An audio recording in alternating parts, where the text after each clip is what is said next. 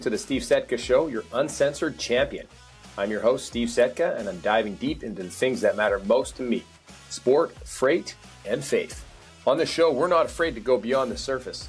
We get real, share bold opinions, and hit you where it may be uncomfortable. These are the topics I'm passionate about, and I bet they'll spark something in you too. So buckle up for quick, high-impact episodes that'll shake you up. The Steve Setka Show. This is actually take two here. We had a little mishap with take one, but we're excited to get rolling here. That's just the way we go. We roll with the punches. And this episode is unofficially today sponsored by Course Record. I want to see this guy, Luke Bohaneke, go to the moon with his company and his new drink company out of Miami, Florida, which is very exciting. So thanks for the unofficial sponsorship. Luke, we're starting off as per usual with the Steve Setka Show. If you're fearless leader, talking about a Bible verse, just to frame the conversation, was an excellent guest today. Two verses, because I found another one that I really love. Isaiah 40:31. But those who hope in the Lord will renew their strength. They will soar on wings like eagles. They will run and not grow weary. They will walk and not be faint. James 3:13 reads, who is wise and understanding among you? Let them show it by their good life, by deeds done in the humility that comes from wisdom. With that being said, we're talking freight, faith, sport, and physical health and fitness today with Michael Lombard. Welcome to the show, Michael. Man, good to be here. And that second verse, send that to me, by the way, because I want to send that one to my wife right now. We've been having great conversations surrounding that topic, especially when it comes to people who presume to be wise and leaders and showing them through their good deeds. That's good. I'm stoked to be here. Thanks, Steve. man. I appreciate you having me. It's awesome to have you, man. And then you've been on my short list for a while. I got a little crew of guys that we've got to know, and I feel like I'm the only one up in Canada. And I've connected through Iron Minds, connected through some coaching with Nick Klingensmith, Trey Griggs. I had on the show last week, and you guys do this wonderful podcast episode recording where you're all out in the morning, like it's like 6 a.m. It's dark, and you just get fit, you get healthy, you lean into the Lord, and you're getting your day set up. Tell us about that. What is Iron Minds to you?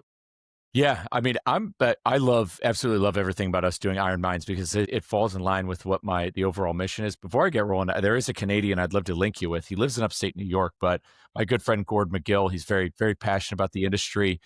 He just finished writing a book that's about the industry, so he'd be a great guy to connect with, and a fellow Canadian as well. He attended Freedom Convoy, so I mean he's a salt dog. He's done 4 seasons on the ice. He's trucked the Outback. The guy's a machine, but he'll have his own episode with you. But Iron Minds is all about like my mission, my overarching life mission, which is changing the culture of health, fitness, wellness within the trucking industry. And I mean, the reason why I even know Trey Griggs and Nick is because I decided to make content. And people may have their opinions of social media, neither here nor there. I mean, this podcast is a form of social media.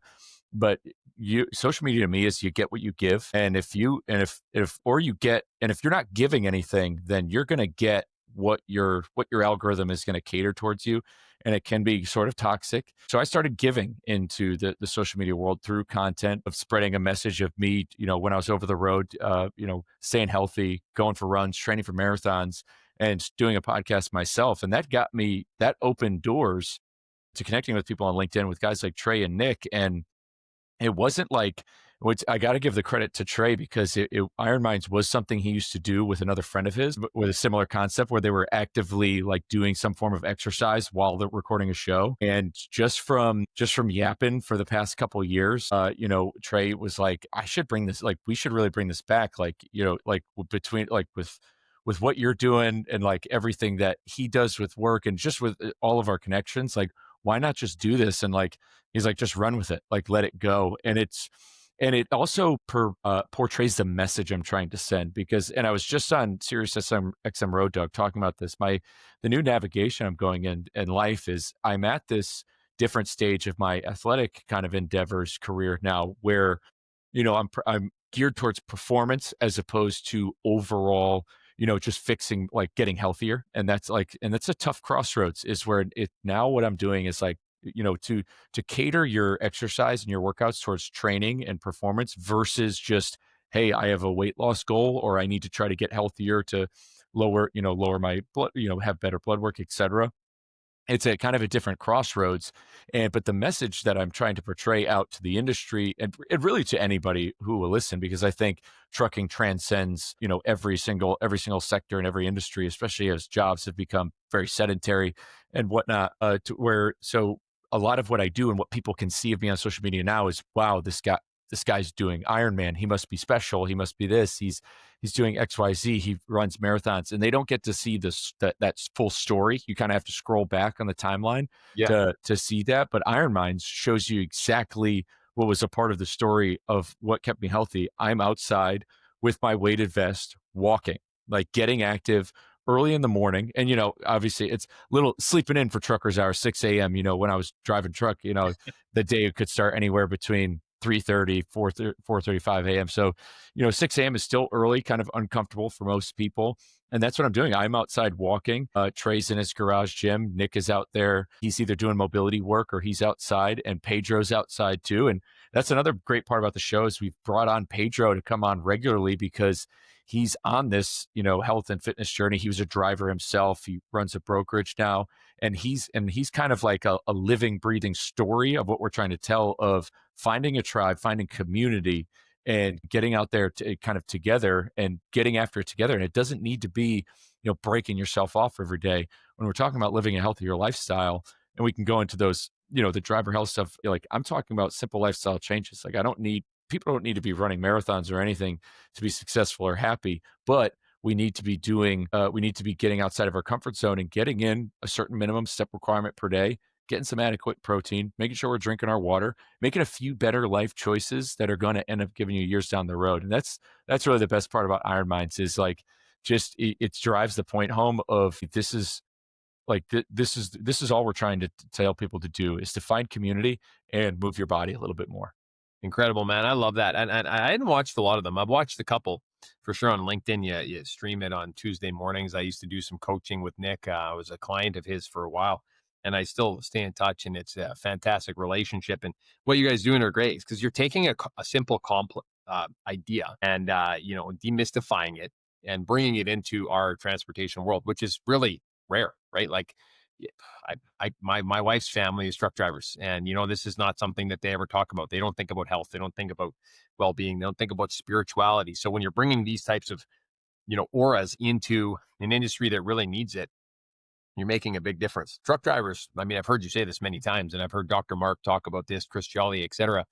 They don't live very long because they live sedentary lifestyles, right? People that work in the industry, it's just kind of standard practice that we just do our thing. I'm sitting here at a desk right now. I need to get up. I need to move. But I love how you said that, getting outdoors, being active, simple lifestyle changes, little checklists about drinking enough water, moving your body, maybe having a set of, 5 or 10 pound dumbbells to carry around, or, do little curls while you're in the driver's seat is fantastic. So making those little lifestyle shifts and those little changes are incredibly impactful. So what you're doing is really wonderful. Tell us a little bit more about your journey. And so you're a former truck driver.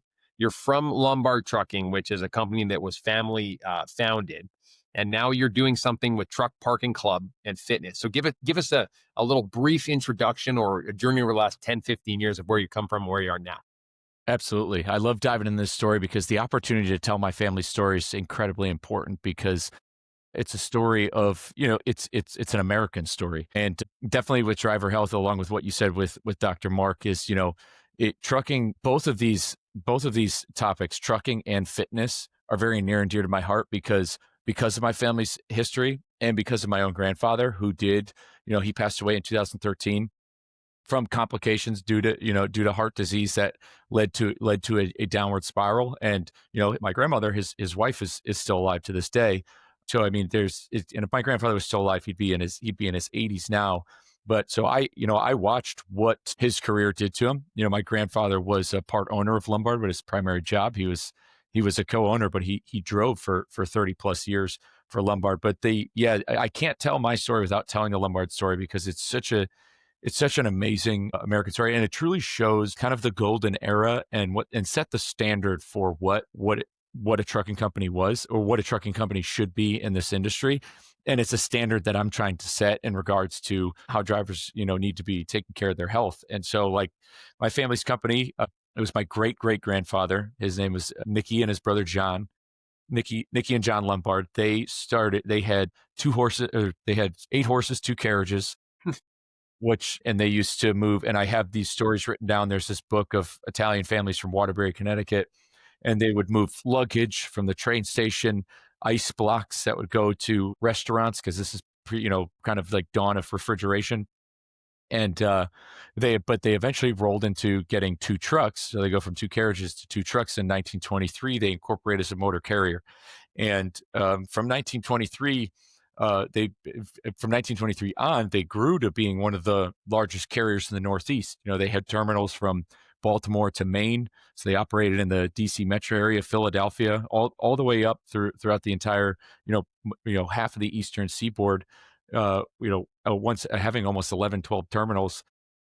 It's been fascinating to read some of the stories of how they were able to grow back then, with the old ICC, and like getting authority from other companies like Cochrane, historic companies, to operate in like the Virginia area. And but my family's company was a Teamster affiliate. Um, and so shortly after, they sold Lombard in 1984, shortly after deregulation, they sold it to North Right. Penn Transfer. North Penn Transfer eventually folded in 1991 or 92, I believe. But my grandfather, again, I grew up with my grandfather, like from a very, very young age. Like, he lived right up the road from us. And he was, my father and my grandfather are the 2 biggest heroes of my life, by every sense of the means.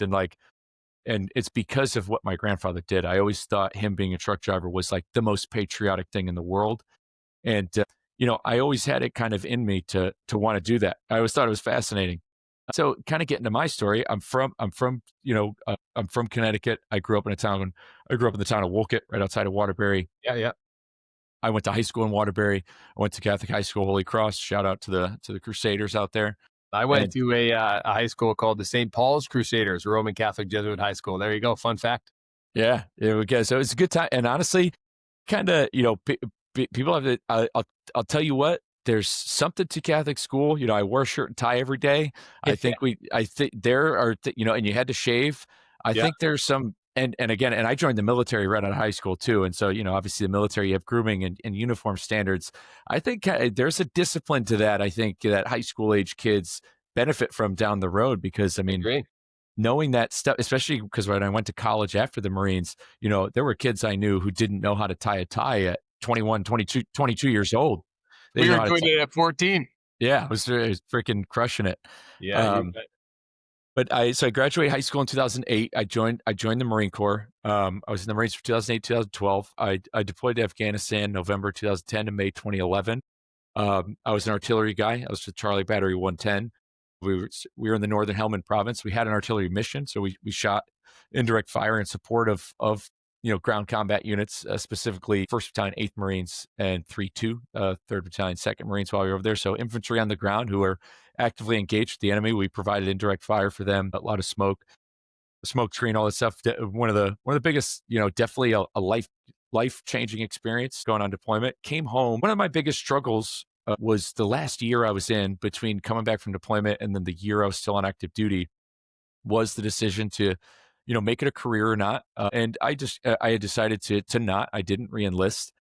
And I still kind of struggle with that decision, just seeing what that career could have looked like. But I was dating somebody who is currently my wife today. And I think if I had stayed in, I'm not sure if she would have went, I'm not sure if she would have moved to either DC or California with me at the time, because I don't think she was ready. And by all means, she's really the main character of my story. My wife is definitely the rock number one. She's been fully supportive of me, even when and I'll get into it in a moment. She's been supportive of me when I stopped believing, like when I stopped believing in myself, she still believed in me in a lot of ways. And in some ways, that's a little bit better of a deal than seeing what another 4 years in the Marine Corps might have looked like. I think having your person is very important. And getting out of the Marine Corps was a big struggle. Transitioning to civilian life is a kind of like a never-ending thing that happens. And a lot of it has to do with lack of purpose. And I talk, and I harp on this topic a lot, because I think this is what veterans suffer from. I even wrote a Substack article about this because I'm passionate about it. We talk a lot about veterans' mental health, and a lot of it has to do with lack of purpose. And I talk about the difference between World War II veterans and veterans of OEF and OIF, about kind of returning like the era of we're in, with how the economy is very hard to find purpose. Whereas like, because, and a lot of it has to do with faith, community, like, and how a lot of that stuff is like everybody's drifting so much further apart. And, but I went to college, I had some band-aids. I played a little club lacrosse, which is more like a party team. I had some fun there. And after college though, that's kind of when the wheels started falling off, health and fitness wise. I got a job. I was working a sales job, worked it for about a year and a half. And I mean, it's just like, it was drinking 4 nights a week, eating, like still living this lifestyle as if I was in college, clinging on. And now the identity crisis is in full blown effect. The band-aids have been ripped off. The lacrosse team is gone. I'm out in the world and I don't know who I am, what I'm supposed to be, what I'm supposed to become. And I mean, the weight came piling on and I lost total belief in myself. My life didn't come off the rails in a sense to where I was like, I didn't have any DUIs. I was fortunate enough, nothing criminally happened to me, but I definitely went down a road that was very dead end. I saw no upward mobility from where I was going. I end up getting a job at a warehouse. So in 2017, and I started working at a warehouse doing continuous improvement operation stuff. So a lot of inventory control, a lot of open PO reports. It was kind of an ops role, but I was also primarily working in the warehouse a lot, like packaging orders, loading, unloading trucks at a plumbing and heating wholesaler. And that's so cue in the trucking industry entering my life again, Yeah. almost as if it was meant to be. And Like full circle. It's like God's plan. You needed something in your life and he delivered. so yeah, something did it. And it wasn't trucking off the bat. It was in the warehouse, but I was talking to drivers a lot, talking to the UPS guy, talking to our guys who came down from New Hampshire. I used to have to call LTL. And the thing is, I used to have to call LTL companies to pick up warranties. And I would ask, and these companies like, SDs and other things. And I'd meet these drivers who'd been driving for years. And I would always ask them, hey, do you remember Lombard? Like, do you remember? Oh yeah, I remember when they were all over 84. They were like, that's I would always, why I see the tattoo 84 on your arm. 84. You got it. So kind of trickle it in. I hit a rock bottom though while I was working at that warehouse in 2018 when a friend of mine who I deployed with, he passed away unexpectedly. And so, and again, God was definitely working in all this, like, and that's what I've kind of learned, like looking back is like, even when I was, cause also, and we'll get into faith and shortly, cause during this time I spent a lot of time so we lost one of my very good friends on deployment. He was KIA in December 2010. And kind of from that point forward, I started to become like a Reddit tiered atheist in a lot of ways, lost complete faith in the idea of religion or a higher power or faith because of the world's cruelty. And I think a lot of that living separate from God is kind of what led me to live this life of chasing the short-term dopamine of drinking, of going out, of still trying to pretend I was like 21 years old. Yeah. Along the way while trying to also be a grown-up.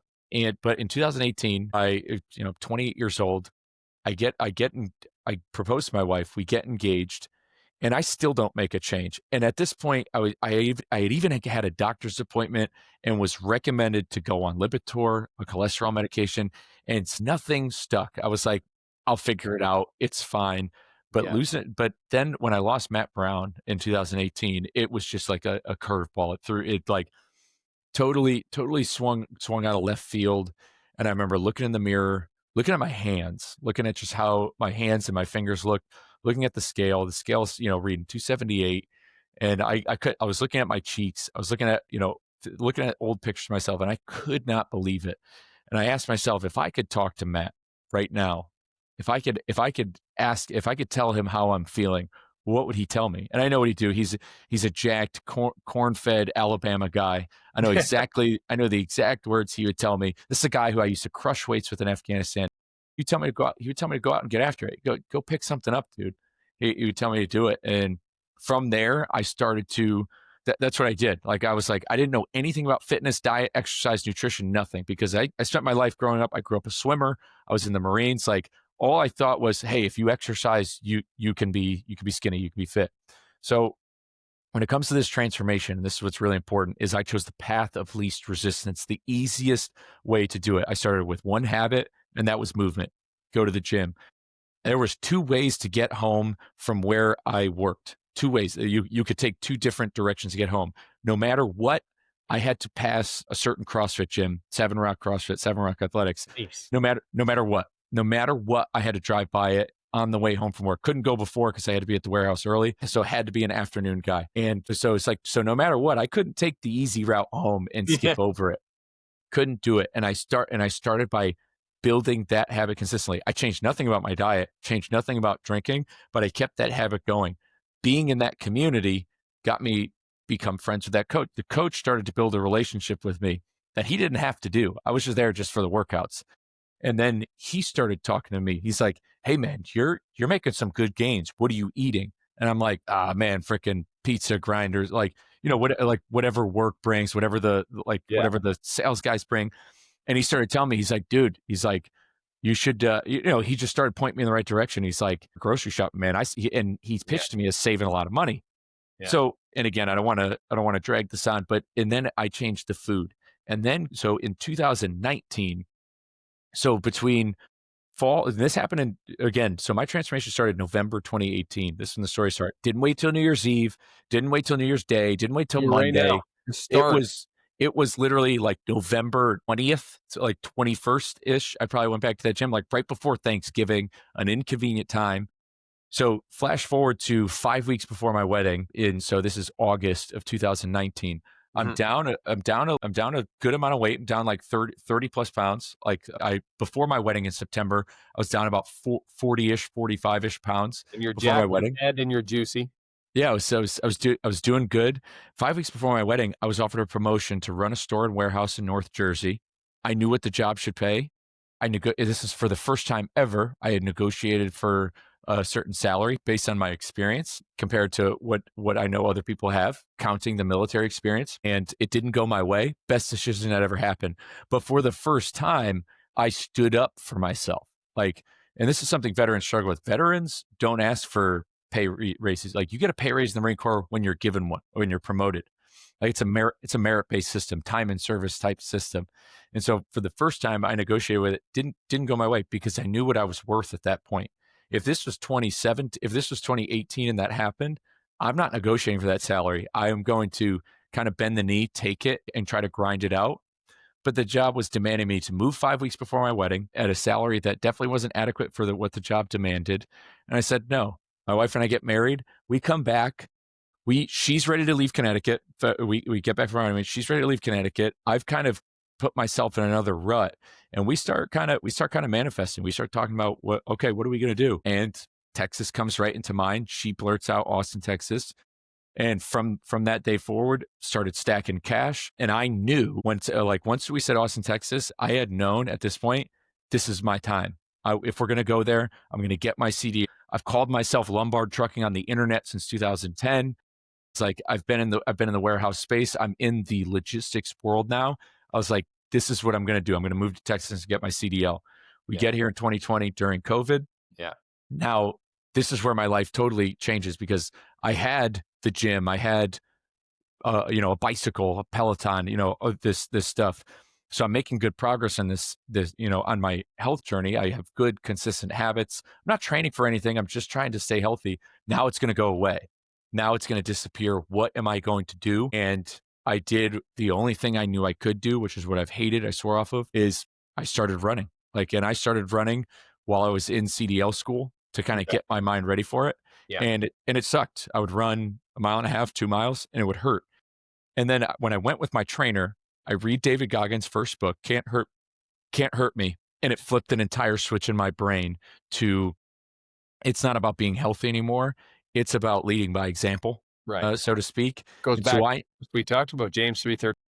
Exactly. Like I've got to lead by example. So, and it became my identity over the road. Like I knew it. Like if it was, I knew I had to run.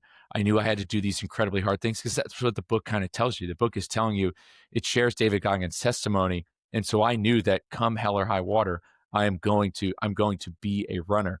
And this is kind of where faith kind of interjects itself. When I got engaged in 2018, or when we got married in 2019, is when I started becoming receptive to the idea. I was starting to grow up, mature, and realize that this life is going to be bigger than me. Like starting a family is bigger than me. And when I went over the road, I was very receptive to the idea because at this point, I felt as though God was talking to me. And when we first moved to Austin, and I share this as part of my testimony because it's really important. When we first moved to Austin, the first two people I met, one is a gentleman whose mother passed away the day before his wedding, devout. His brother also recently passed away from colon cancer. His brother, devout followers of Christ, and like have never, and even in their worst days, like leaned on faith. And then another good friend of mine, she's an African American woman from the Midwest, happens to also be a lesbian, devout, like loves the Lord more than almost like anybody I've ever met. And I'm like, okay, if these two individuals with every reason to scorn this idea of Christ being our Lord and Savior aren't, and they are bought into it, they have every reason. A lifestyle and an upbringing in like kind of the Midwestern area with a tough background. Like, the world's kind of out to get you. And then same thing, my friend, he lost, I had a friend who was KIA, but my friend lost his own mother the day before his wedding. These are tragic. So I was like, there is truth to this. While I was over the road, I visited churches. One stands out, Hope City in Joplin, Missouri. Yeah. And I remember going there. I have a hat somewhere. I think it's in a closet. And I remember hearing the music and hearing what the pastor was talking about. And I was like, this makes sense. And I went to several churches while I went over the road. So I was running, going to traveling. I've been to Baptist churches. I've been to you name it, whatever was near a truck stop or nearby, I would try to go because I wanted to listen. Like I wanted to open up my ears. And I came to the conclusion that beyond reasonable doubt, this gentleman, Jesus, died for our sins and rose from the dead. Beyond reasonable doubt. There's just no way. After all once I went back and did the research and listened to what these individuals were saying, I was like, there's just no argument. Like you can't, like I did the other way. I went down the Reddit tiered atheist path. I've seen all that, and now I've seen all this again. And it's just, that's the conclusion I came to. And it's changed my life. Like welcoming that and letting that back in has everything to do with my transition off the road because, and I had great success. I ran 5 marathons as an over-the-road truck driver in 3 years. I did own my own truck for 18 months, which is something I was incredibly proud of. But while I owned my own truck, so 2023, if you were to zoom out like 30,000 feet, you'd be like, this guy had a freaking tough time. He got a truck because again, I wanted to get a truck because I believed in my family's name and my history and trying to restore my family's name, bring honor to it, so to speak. Yeah. And I get my truck in the middle of it, as the market starts to as fuel starts to rise in 2022. And as Craig Fuller and Freight Waves are talking about a freight recession. And I fight tooth and nail. I started off hauling van for a company I was a company driver for. I leased onto them. And then I leased onto Warren Transport. And in 2023, I was doing specialized, oversized. I get backed into. So, I mean, I'm scraping by. I'm living a Spartan lifestyle, running very regularly. Again, I'm always training, always running. And I can get into over the road driving hacks if anybody needs to. You can grocery shop at Walmart. Yeah. I would go for walks. I would swing kettlebells if I was at a receiver for 3 hours. I can go into that kind of episode we'll have to do on being over the road healthy. Yeah, I can definitely do that. But definitely just kind of want to get the story for you. But yeah, I get backed into, I'm down for a month. So it's like, so bad thing happens. But because I'm so rooted in faith at this point, I take the bad. I come home for a month while my truck's getting fixed. I know at this point, because at this point, I'm also making content. I've got the podcast. I'm making TikTok videos. I'm making running videos, screaming at the camera. Okay, I'm living this healthy lifestyle. It's time I double down. I double down on this. While I'm down, I do DoorDash. I worked security at a bar in Austin. So I made some spending cash that I could lean on. And then I also get my fitness certification to become a fitness coach through ACE. I'm going to lean into this driver health stuff. I don't know what it looks like, but I'm going to lean into it. I simultaneously, while I was home, a gym here in Austin, an Orange Series studio in Austin was like, we would love to have you coach here. And I was like, yeah, that sounds great. I was like, but I have this asset. I was like, I have this, $100,000 asset. I can't just quit my job and come coach at this point. It was a little bit more strategic than that. But they were like, well, anytime you let us know, like, we'd love to have you on the mic. Cool. Incredible. I go to a speaking event in Kansas City. So I'm back hauling freight all summer 2023. I'm grinding. I barely go home that summer because I'm making up, I'm paying bills. I get offered a job to work as a driver recruiter through a very good friend of mine. So here I have 2 job offers. I have a wife who's seeing me struggling. I'm not taking any money home. Like, I'm not, like, this business isn't building. I look at the market. I'm so connected within the industry now.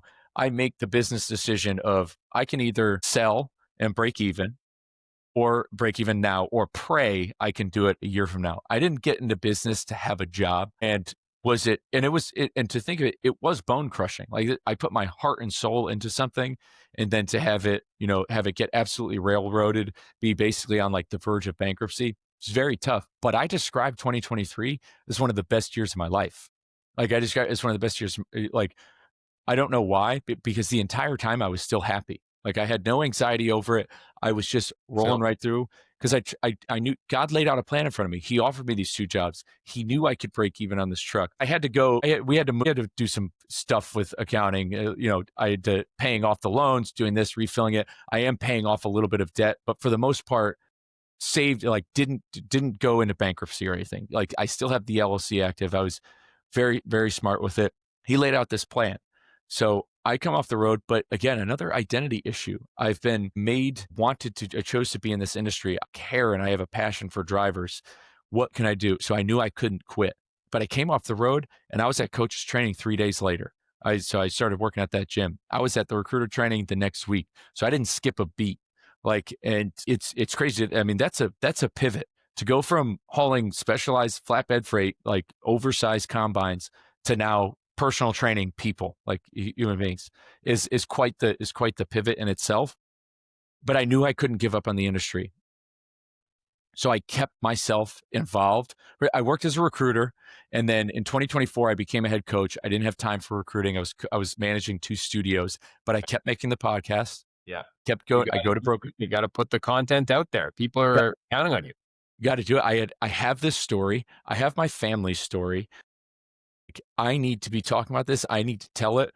I felt like when I talk about the mission, like I mentioned at the beginning of the episode, of changing the culture of health and fitness, this does feel like a calling from God. It's like, there are vulnerable people out there. You have a story. You should be sharing it. And you should be talking to people and showing them the way to how they can take care of themselves, because them taking care of themselves isn't just about themselves. It's also about their family and the world around them.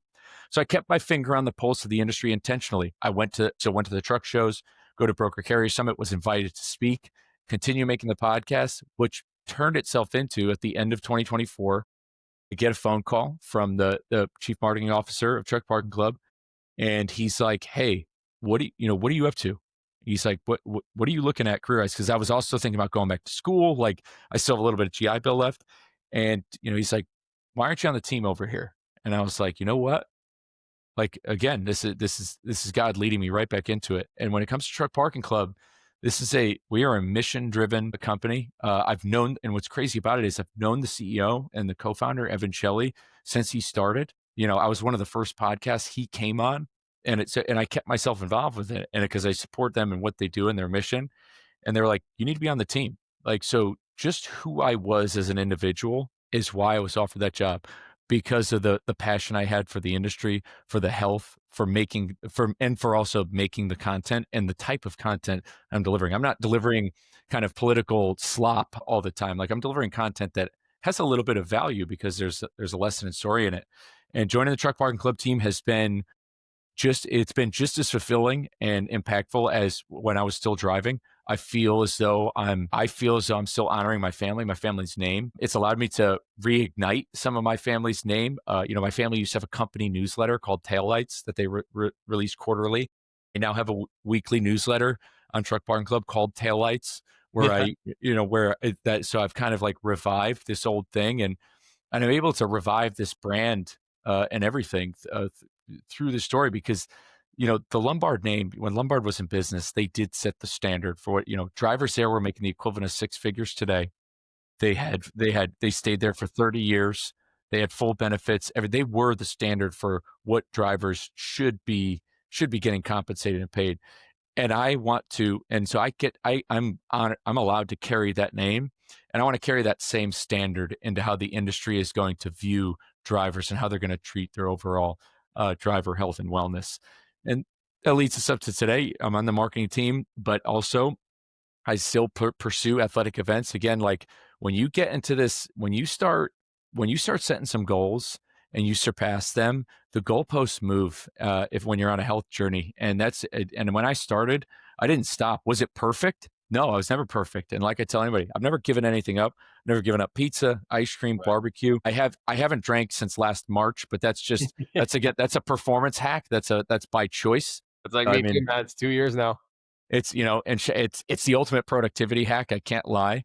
But I don't tell anybody they need to give it up. But like the goalposts have moved for me, which launched me into obviously other stuff that I'm working on is trying to compete as an athlete, my age group for the nonprofit Project 61, who has a mission that is 100% aligned with what I'm doing. And now that they've acquired Dr. Mark Monera's off shift, and there's going to be this free resource to drivers out there. So I'm going to continue to pursue high stakes endurance events and compete at my highest level and train at my highest level while I hopefully can raise money and help Project 61 grow. Like I said, I'd love to get bib entries into the world marathon, the world majors, and try to get people from within the industry running them. The long and short, I know that was a little drawn out, but that's the Lombard trucking story from 1923 kind of to 2025. Lombard didn't end in 1984. I'm honored to carry it. It took me writing my own story. I had to navigate some tough times between being overweight, being unhealthy, having no purpose, to then finding it through the smallest lifestyle changes. Peaks and valleys, man. That's incredible. I'm going to stop you right there. I got so many good things out of that. That's amazing. It's a great story because you hit on the three things we talk about on this show: freight, faith, sport. You got your freight. You've been in and out of the career and the industry for a long time. You've interjected sport into what you're doing as a professional in the industry, and faith is just the overarching umbrella. It's incredible. You're creating a legacy, man. You literally just walked me through 102 years of history of the last name and why it's so impactful. And I have the jitters just thinking and feeling about what you've done. And I know you're very proud of that. And I'm very happy and very excited, very proud to be connected with you. So that's a blessing from God that we have this opportunity. So, you told your whole story there, and I know you gave us a short version, and we could go on for days, but bro, I have to tell you, you're creating a legacy and you're doing it with God.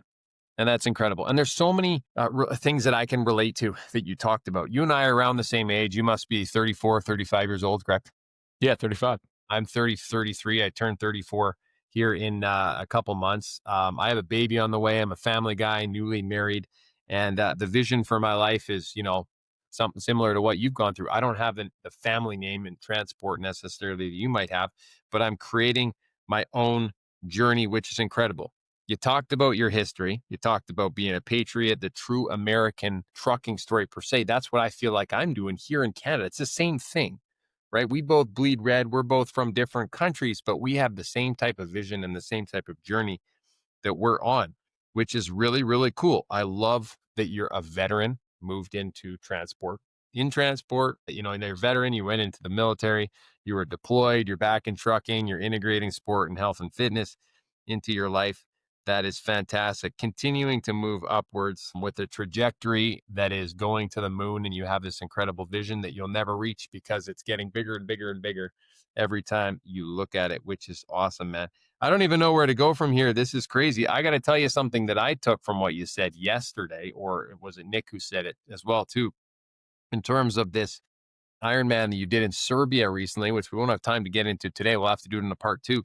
But Nick said something that resonated with me that I feel like really is the essence of who you are. Suffer to the point of spirituality, which is what you've done your entire life in trucking and sport and your races and your life and your marriage, all these different types of things that you've relied on God in order to live by example for people and telling your story, which is incredible. I've been there, my friend, in all those areas you've talked about, with drugs, with alcohol, with hanging out with the wrong crowds, with being unhealthy, with going in and out of my fitness journey as well, with my career. And it is peaks and valleys to the max. And I wouldn't change it for the world. Maybe a few more peaks would be nice, but the valleys are necessary in order to know what looking up at that peak is going to be eventually. So there's so many great things in this journey we talked about. We're almost running out of time here, Lombard, but I need a little bit more about your brand, about your Substack, and where people can find you online so that we can promote you as a person who's doing God's work in the industry.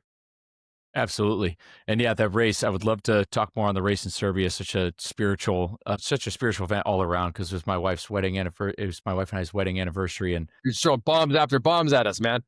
so much we were able to see, especially, with the Orthodox churches, as we were talking about beforehand. But any and all support is appreciated. I'm on the internet everywhere at Lombard Trucking.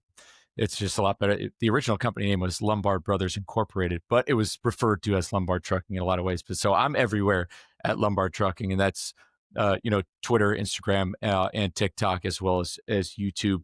I do have a Substack. If you search for Lombard Trucking on there, I've only written that one piece on mental health.